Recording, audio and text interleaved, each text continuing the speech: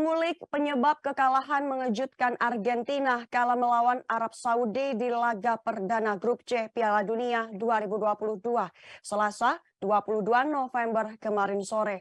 Berlangsung di Stadion Lusail, akhir Argentina versus Arab Saudi berkesudahan dengan skor 1-2. Efektivitas jebakan offside yang diterapkan Arab Saudi dapat dikatakan menjadi penyebab kekalahan dari Argentina. Lionel Messi pun merasa kecewa dan menyebut jika buntunya kreasi permainan Argentina juga menjadi dalang kekalahannya.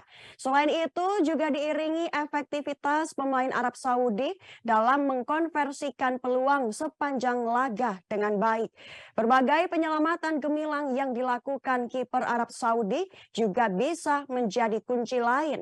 Tetapi ada hal utama yang menjadi sorotan atas kemenangan Arab Saudi dari Argentina, soal jebakan offside ala Erwin Nowak yang cukup efektif.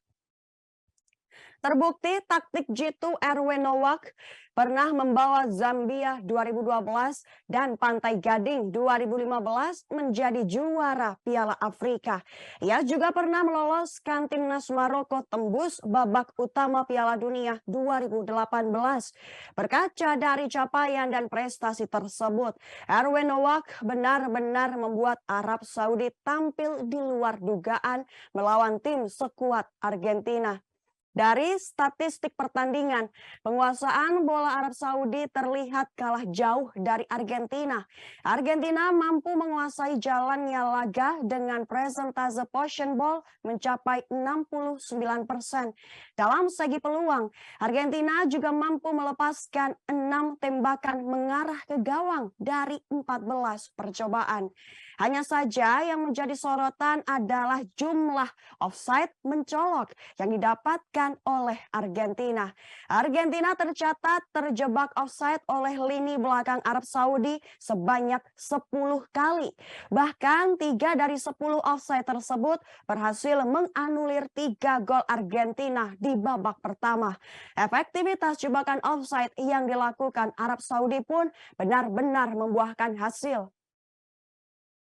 Jarak antar pemain yang rapat ditunjang pressing yang terstruktur. Para pemain Arab Saudi seakan membuat jebakan offside ala Erwin Nowak berjalan efektif meskipun penuh resiko. Hingga pada akhirnya efektivitas itu diimbangi dengan konversi peluang yang ciamik oleh lini depan pemain Arab Saudi. 2 gol yang dicetak oleh Arab Saudi didapatkan hanya dari total 3 tembakan yang dilepaskan. Efektivitas penyerang Arab Saudi dalam hal memanfaatkan peluang akhirnya menjadi pembeda dari hasil akhir laga kedua tim.